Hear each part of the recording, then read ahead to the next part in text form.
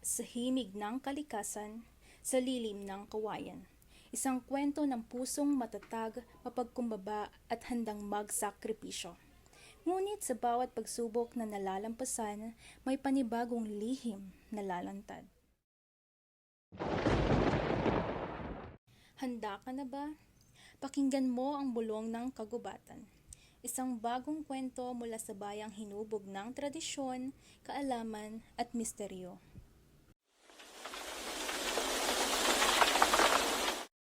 Ito ang Pusong Kawayan. Sa isang matahimik na baryo sa baybayin, matatagpuan natin ang isang komunidad na puno ng sigla at samahan.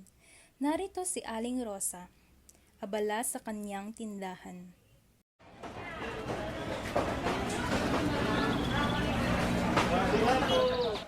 Bilhin nyo na ang mga kakanin, bagong luto at manilamnam. Rosa, baka mamaya muwi ng mga bandang hapon. Si Nena ay nagsabi na tatapusin niya na ang proyekto nila ni Bien.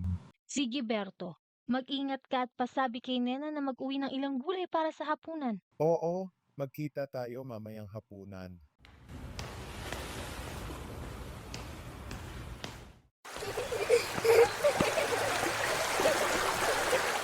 Sa ibang bahagi ng baryo, naghahanap si Nena ng inspirasyon habang si Bien ay abala sa pag-aaral ng topografiya ng kanilang lugar gamit ang drone na kanilang ginawa. Bien, paano kung may mga lihim pa tayong hindi alam tungkol sa mga kawayang ito? Nakakausap ko na rin si Lola Chedeng tungkol dyan, Nena. Parang may sinasabi siyang mayroong lumang agimat na nakakubli sa kawayan sa tabi ng ilog. Tara, bisitahin natin siya. Baka ngayon ang tamang panahon para malaman natin ang lihim na iyon.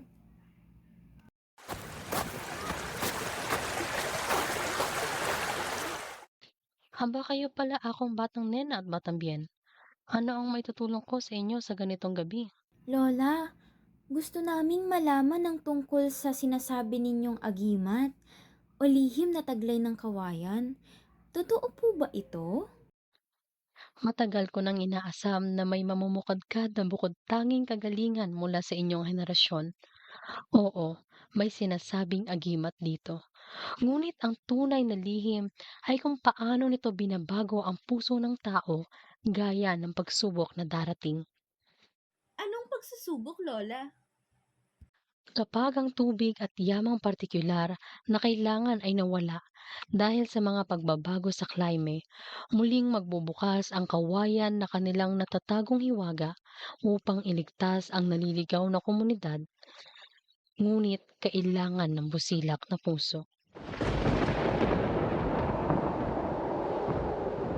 Kinabukasan, isang hindi inaasahang kalamidad ang dumating. Bagyo na nagbunsod ng matinding pagbaha. Gising, Berto! Ibang klase ang ulan! Baka umapaw ang ilog! Naku, Rosa, kailangan nating lumikas kasama ang ibang mga pamilya. Ama, nakuha naming i-deploy ang drone para masubaybayan ng tubig.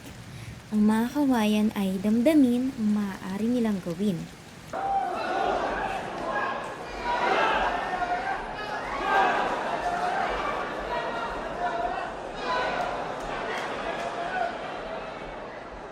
Habang nagkakagulo, nakita nila mula sa taas ng drone ang hindi pangkaraniwang pagkilos ng mga kawayan. Parang gumagapang ito. Tila bumubuo ng natural na harang laban sa umaapaw na tubig mula sa ilog. Nena, tingnan mo to! Parang pumapagitna ang mga kawayan para harangin ang agos ng tubig. Tama ka, Bien. Ito siguro ang sinasabi ni Lola Chedeng. Tulungan nating ibalita sa lahat para makapaghanda sila. Tingnan mo, Rosa, ang kawayan. Tila binabantayan tayo ng kalikasan. Laking pasasalamat ko sa mga kwento ni Lola Chedeng. Hindi lang ito sumuporta sa komunidad, kundi pati sa kalikasan. Matapos ang bagyo, muling bumalik ang sigla sa baryo. Ngunit ang nangyari ay nagsilbing paalala sa kanila ng halaga ng pagtutulungan at pag-aalaga sa kalikasan. Nakita ninyo, hindi ba? Ang tunay na agimat ng kawayan ay hindi lamang sa pisikal na proteksyon, kundi sa kakayahang buksan ng ating mga mata at puso. Salamat sa iyo, Lola Chedeng. Ang nangyari po ay hindi namin malilimutan. Oo, ang teknolohiyang ginamit natin, kasabay ng kababalaghan ng kalikasan, napakalaking bagay po. Pusong kawayan nga kung tawagin, sumasalamin sa likas na katatagan at kahusayan ng ating komunidad. Ngayon, higit kailanman, alam natin ang halaga ng kalikasan at ng bawat isa. Magtulungan tayo para sa kinabukasan ng baryo. Sa likod ng bawat kawayan na itinanim at ipinatibay mula noon, natutunan ng baryo ang higit pang mahalagang aral ng buhay, ang pagkakaisa para sa isang layunin.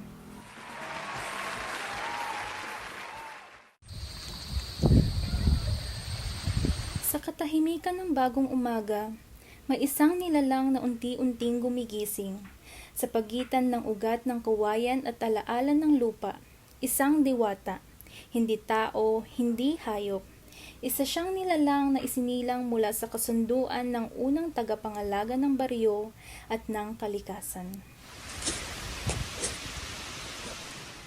Panahon na. Ang baryo ay pumasa sa unang pagsubok. Ngunit ang tunay na pagsubok ay kapag ang tao'y may pagpipilian, kaligtasan o kapangyarihan.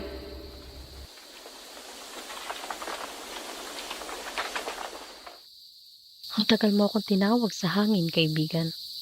Akala ko'y di na kita muling maririnig. At ikaw, Chedeng, akala ko'y kinalimutan mo na ang ating panata. Hindi kailanman.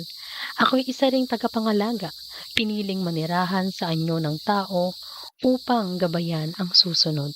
Ikaw ba ay kumain na, Chedeng?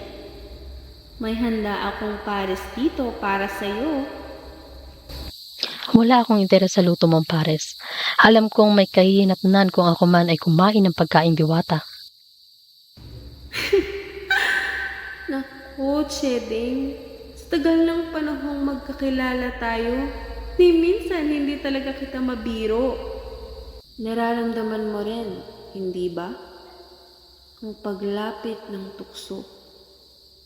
Hindi bagyo, kundi pagnanasa sa kapangyarihan. Kaya narito ako upang tiyakin na may isa pa ring pusong kawayan. Kahit tahimik lang itong tumitibok.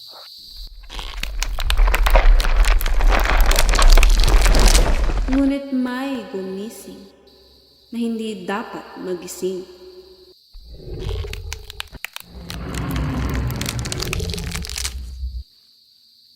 Chedeng! Matagal mo akong kinalimutan. Hindi. Imposible. Sa lilim ng kawayan, hindi lang ang diwata ang gumising at ang baryo ay muling isusubok, hindi ng kalikasan, kundi ng nakaraan.